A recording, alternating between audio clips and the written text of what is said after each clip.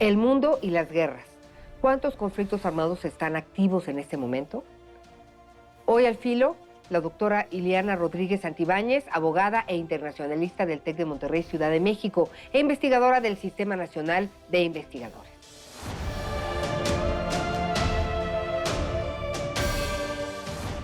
Gracias por estar con nosotros. Como siempre, un placer estar contigo, Anita. Y bueno, ¿es el mundo un lugar más violento, no? Escuchamos hablar de las guerras, no sé si la palabra correcta sea nos acostumbramos o lo normalizamos, ¿no? Hay una mirada indiferente por parte del mundo. ¿Qué está pasando? ¿De cuántos conflictos? A ver, primero, ¿hay guerras, conflictos armados, guerrillas? Platícanos de esta clasificación. Sí, claro que sí. Mira, de acuerdo a datos del Comité Internacional de la Cruz Roja, que es una organización neutral en conflictos armados, y a datos también de Naciones Unidas, los conflictos más mortíferos se dieron hasta 1946, por supuesto, con la Segunda Guerra Mundial. De 1946 a la fecha, sí vemos que los conflictos, si bien es cierto, se han reducido quizás en el potencial daño que tienen, también es cierto que se han alargado y se han vuelto mucho más mortíferos por este tiempo que ha sido mucho más extensos que otro tipo de conflictos. En el derecho internacional humanitario, básicamente, podemos observar tres tipos de lo que son conflictos o violencia. Primero, conflictos armados internacionales entre dos estados o dos entidades distintas. Luego, los conflictos armados internos, que son básicamente grupos contra el propio gobierno o el propio estado, se desarrollan en un solo territorio.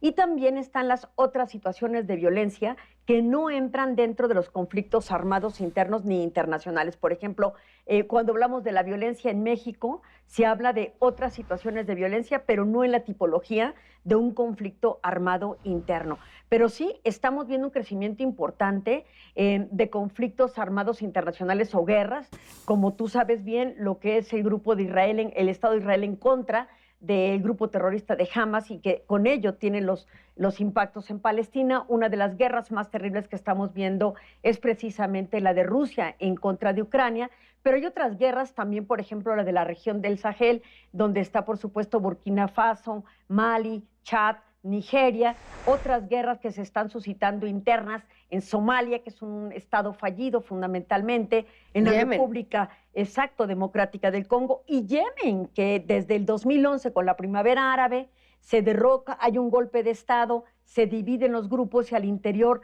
hay una guerra civil. Entonces, como puedes ver, pues sí, el mundo está siendo afectado por diferentes guerras, pero también habría que analizar un poco las causas. No solamente estamos viendo el tema de la inestabilidad y la inseguridad alimentaria, sino la inestabilidad política, que también provoca que otros actores no estatales, como son pandillas, grupos violentos, terroristas, generen esta inconformidad que lleva a un malestar social que confronta al Estado. Y por supuesto, intereses geopolíticos de estados como Rusia, interesados en territorios de Ucrania, o un Israel afectado por el terrorismo, atacando a grupo Hamas, y con ello el daño colateral que estamos observando. Pero también decir que no solamente las guerras generan índices brutales de violencia y de homicidios, el uso de las armas cortas, también armas ligeras, se ha propiciado alrededor del mundo una onda que a veces, por años, 2017, por ejemplo, llama la atención que el número de homicidios fue superior al número de incidentes por conflictos de guerra. Entonces, estamos en un mundo muy violento. Hay un objetivo de desarrollo sostenible que es el 16.1, que es justamente disminuir la violencia, y no se está alcanzando. La meta es al 2030 y lejos de alcanzar disminuir la violencia en el mundo, pareciera que se está generando aún mucho más. Pero también hay que decirlo, no solamente la inestabilidad de los estados y los estados fallidos, sino incluso el tema ecológico, estados que se están volviendo, se están quedando desertificados, que están quedando desiertos en lugar de zonas cultivables, que propicia éxodos migratorios y que impactan a otros territorios. O sea, es multifactorial el tema de la violencia. Y ahora, por supuesto que me parece que el principio de no intervención entre las naciones, digo, es muy importante. Pero estas crisis humanitarias, ¿no? Estas hambrunas, ¿no? Y por supuesto la tragedia de los muertos, ¿no? Pues de entrada, pues en la guerra nadie gana, ¿no? No hay vencidos ni vencedores. Perdemos todos como humanidad. Pero sí alguien gana. Los traficantes de armas, ¿no? Hay cosas que están pasando y en este afán de, pues, el mundo que no vive en guerra, salir adelante, ¿no? Que también hay conflictos armados, pero bueno, estamos dedicándonos hoy a las guerras como tales. También el mundo parece indiferente. He leído distintos artículos en donde dicen que a veces es importante que los medios de comunicación pues siempre señalen, ¿no? O que no señalen, porque al señalar se fomenta y se exacerban los ánimos. Qué complicado escenario. Sí, fíjate que algo muy interesante de lo que estás tocando es que si bien es cierto, antes de la existencia del Internet para el uso público, siempre existió la violencia, pero no se había observado de la manera y la agilidad y rapidez con la que tenemos acceso a diferentes medios para conocer con lo que está pasando en el mundo. Encontramos no solamente las famosas fake news, sino también el deep fake, que son prácticamente también noticias que pueden generar que la población tenga falta de sensibilidad y se vaya acostumbrando o normalizando la violencia porque deja de creer en lo que está pasando y se cuestiona si es verdaderamente cierto las imágenes que ve o lo que lee. Y en ese sentido se genera esta falta de sensibilidad de la humanidad Dejamos de las sorprendernos, catástrofes que ¿no? vemos. Dejamos Sí, de sorprendernos. Ya es un desastre. Y, Next. y lo peor que nos puede pasar, y tú tienes toda la razón, es el día que dejemos de tener esta indignación por la violencia, creo que estaremos como humanidad perdiendo esta capacidad de asombro, pero además de tratar de resolver las cosas. En las guerras pasadas, los métodos políticos, diplomáticos y jurídicos para resolver un problema eran mucho más rápidos que ahora. Ahora vemos conflictos muy largos, donde hay poca capacidad de las partes para tratar de resolver. Pero un punto que tú tocabas muy importante es también este tipo de negocios ilícitos que genera el crimen, no solamente organizado, sino las propias guerras. ¿A quién le están generando a estos ganadores que tienen interés en que estas guerras sean largas? ¿Qué es lo que ocasionan? Por ejemplo, una guerra que tú mencionabas al inicio es la de Yemen. Esta guerra que data desde la primavera árabe y a la fecha, que tiene un territorio verdaderamente inestable, que ha propiciado la existencia de estos grupos hutíes en contra de incluso blancos de otras nacionalidades, Estados Unidos, etcétera, tiene que ver precisamente con esta insatisfacción económica, pero que ha dividido a los territorios y que permite que se permee una terrible corrupción que genera aún más este tipo de violencia y donde no está la atención del mundo resolviendo este tipo de problemas, sino otros más urgentes de aquellos estados que tienen, por ejemplo, armas nucleares. Recientemente se acaba de reunir en una cumbre extraordinaria el Consejo de Europa para liberar 50.000 millones de euros a Ucrania para defenderse de Rusia. ¿Y qué vemos mientras? Pues que la ONU no está respondiendo. No, sí, yo decía, bueno, oigan, ¿y la Organización de las Naciones Unidas, luego entonces qué? ¿No? Porque digo, me parece que las declaraciones son muy importantes, o sea, me parece que sí, pero en los hechos, desde que yo recuerdo, la ONU siempre nos ha dejado a deber.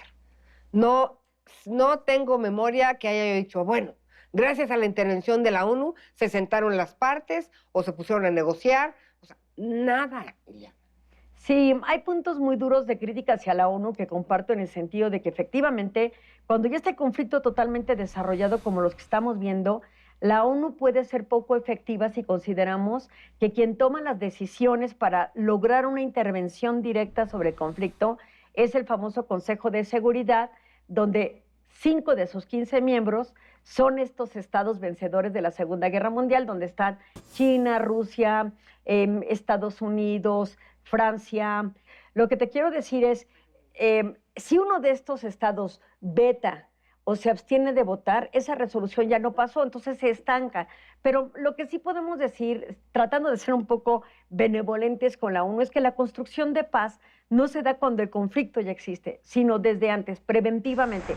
Y la ONU tiene muchos mecanismos y agencias especializadas y fondos para prevenir, por ejemplo, la hambruna y otros conceptos que llevan a la violencia. Entonces, habría que tener matices Sí, habría que al respecto. profundizar, estoy de acuerdo. Ajá. Pero en el resultado, Organización Internacional, ¿no? La ONU, Sí, ahí sí nos la queda paz, de ver, ¿no? nos queda de ver. Pues, algo tendría que pasar para evitar que los conflictos escalaran. Sí. Sobre todo pensando en las consecuencias y las crisis humanitarias de las que hablábamos. Claro. Y ahora, bueno, ahorita hablamos de 8 más o menos guerras, por así decirle. Pues no tienen para cuándo terminar, ¿no? Cada vez se prolongan más y nos acostumbramos. Esto no puede desencadenar otro conflicto de niveles pues, más preocupantes. Ese es el gran riesgo, que lo que estamos viendo es que de conflictos armados internos están excediendo otras fronteras y convirtiéndose en conflictos armados internacionales o regionales. El tema aquí es los actores no estatales en contra de actores formales. Y si vemos la participación de potencias dentro del conflicto o, por ejemplo, organizaciones como la OTAN, por supuesto que los problemas podrían agravarse. No solo se trata de contener, sino un paso en falso de estas potencias y, por supuesto, puede haber una reacción mucho más violenta que incorpore otros elementos y genere una guerra total. Ya no una guerra limitada, sino una guerra total de un daño potencial a la humanidad. Eso es lo que se quiere contener.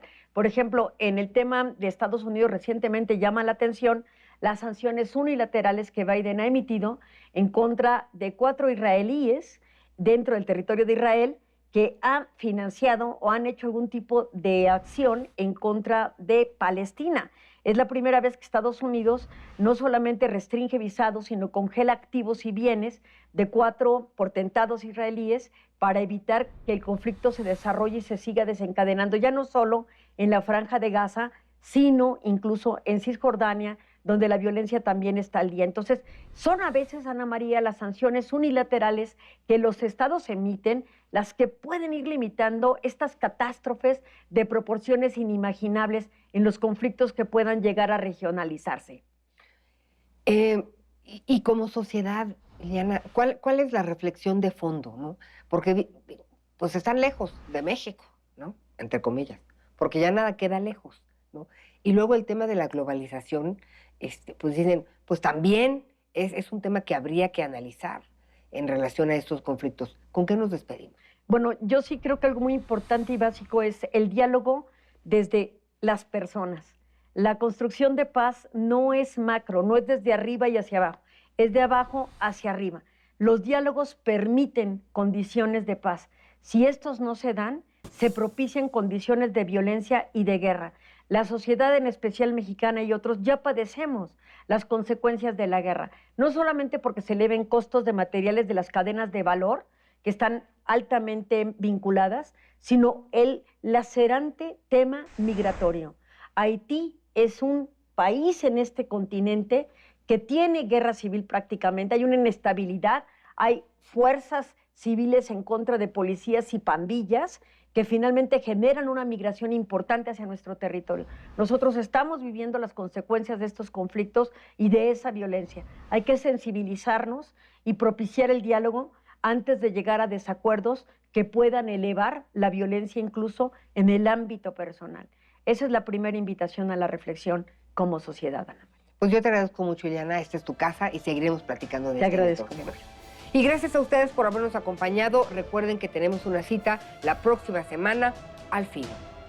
Buenas noches.